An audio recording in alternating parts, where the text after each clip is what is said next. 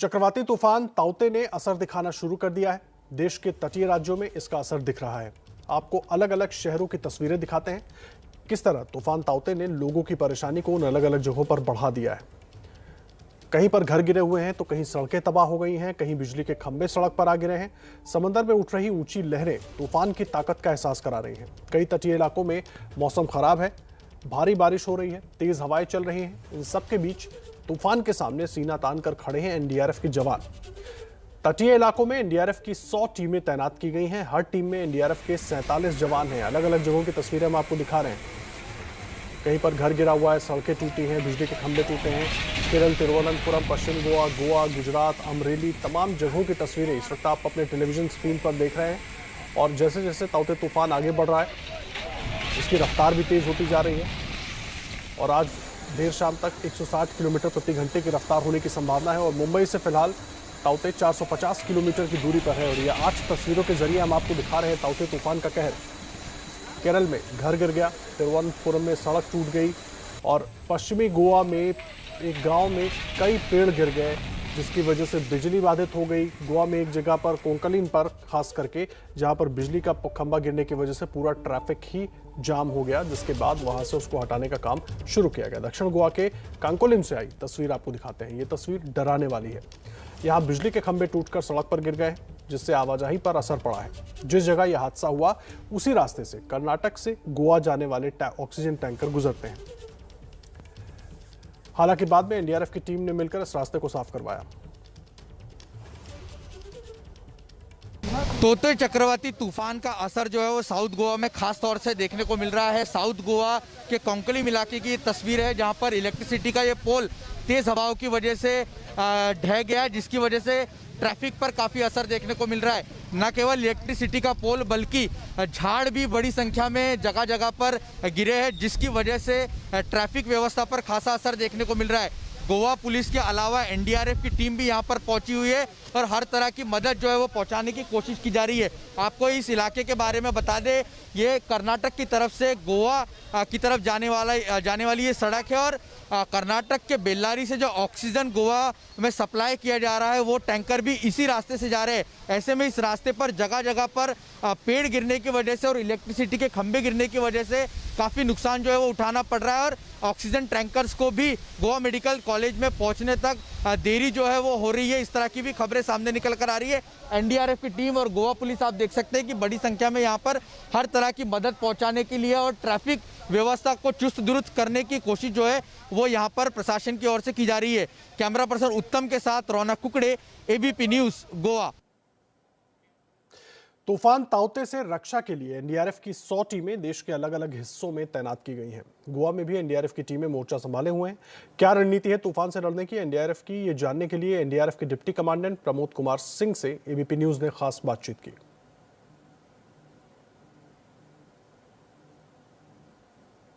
जो यहाँ पर गोवा खासतौर से साउथ गोवा में स्टेशन है, क्योंकि जिस तरह की स्थिति इस तूफान की वजह से पैदा हुई है। प्रमोद सर, आपसे समझना चाहेंगे कि एनडीआरएफ की टीम को क्या कुछ सूचना मिल रही है, कहाँ कहाँ पे सबसे ज़्यादा नुकसान की खबरें आ रही है?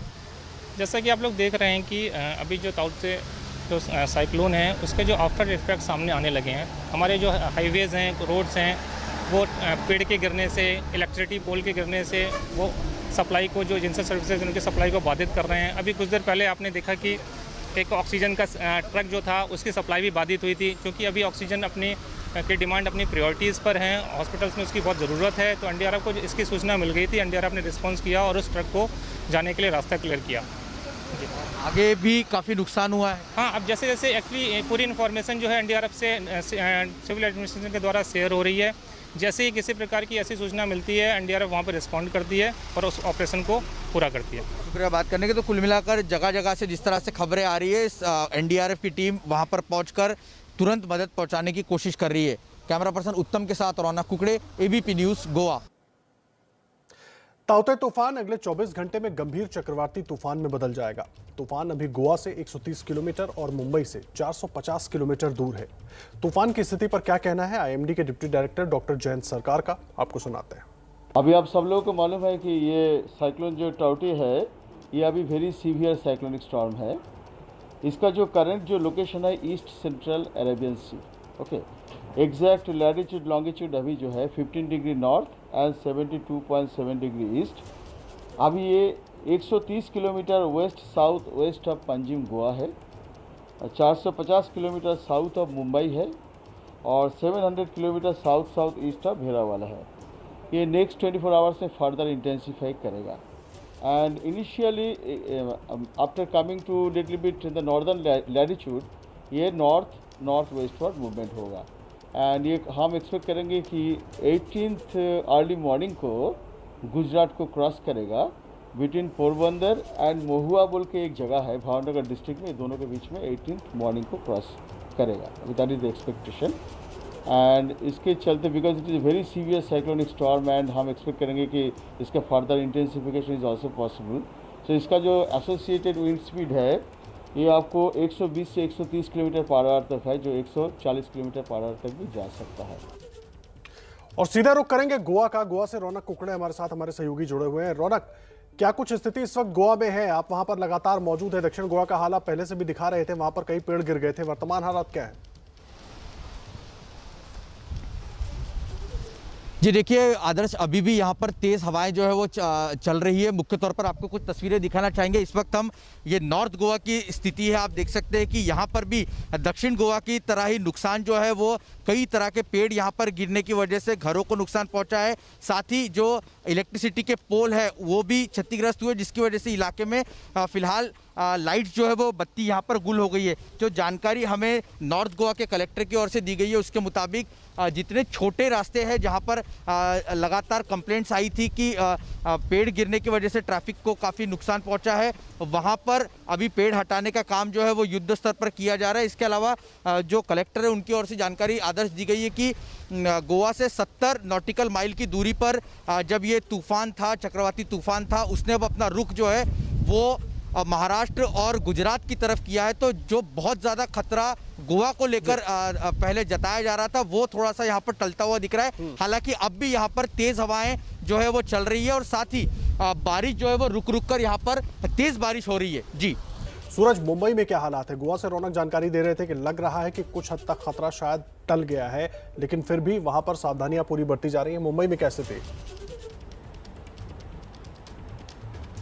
आदर्श, जिस तरह से मौसम विभाग का कहना है कि करीब मुंबई से करीब 450 किलोमीटर की दूरी पर ये साइक्लोन है, इस वजह से फ़िलहाल तो मुंबई में इसका कोई भी असर नहीं दिखाई दे रहा है। हालांकि हम ये आभास कर सकते हैं कि पानी जो है, पानी का स्तर समुद्र में जो है वो बढ़ता जा रहा है। साथ ही जो मुंबई का जो लाइट है वो लाइट थोड़ा कम हो रहा है। लाइटनिंग आप देख सकते हैं यहाँ की कम है। साथ ही मैं इस तरफ दिखाना चाहूँगा, पुलिस का भी बंदोबस्त तैनात किया गया है ताकि कोई भी समुद्र के किनारे ना आए और अगर कोई आए तो उसे तुरंत ही रोक लिया जाए। हालांकि पुलिस ने वार्निंग भी दी है। साथ ही मुंबई में जो लॉकडाउन इम्पोज किया गया है उसके तहत भी सड़कों पर किसी को आने दिया नहीं जा रहा है। मैं फ़िलहाल मरीन ड्राइव इस इलाके में खड़ा हूँ और आम दिनों पर यहाँ खड़े रहने की जगह भी नहीं होती है, लेकिन साइक्लोन और साथ ही जो लॉकडाउन है दोनों को मद्देनज़र रखते हुए ये पूरा प्रोमेनेड पूरी तरह से खाली कराया गया है। आप दूर दूर तक देख सकते हैं कि कोई भी हमें यहाँ पर दिखाई नहीं देगा। साथ ही मुंबई के लिए एक काफ़ी चेतावनी ये भी है, उनके लिए एक टास्क है कि मुंबई की एक घनी बस्ती जो है वो समुद्र के किनारे बस्ती है, जिनके मकान भी कच्चे हैं। ऐसे में अगर समुद्र की लहर ज़्यादा ज़ोर से आती है तो ऐसे घरों को नुकसान भी हो सकता है। इन्हीं सब चीज़ों का खास ध्यान रखते हुए एनडीआरएफ की 3 टीमें ऐसे इलाकों में तैनात की गई है जहां पर घनी बस्तियां हैं समुद्र के पास। साथ ही मुंबई में कई सारे कोविड सेंटर्स हैं। अगर कल को तूफान के चलते कहीं इलेक्ट्रिसिटी में सप्लाई में कहीं दिक्कतें आती हैं तो इसे तुरंत ही रिस्टोर करने के लिए एक बैकअप प्लान भी बीएमसी ने बनाया है ताकि किसी भी आईसीयू के पेशेंट को किसी भी तरह का नुकसान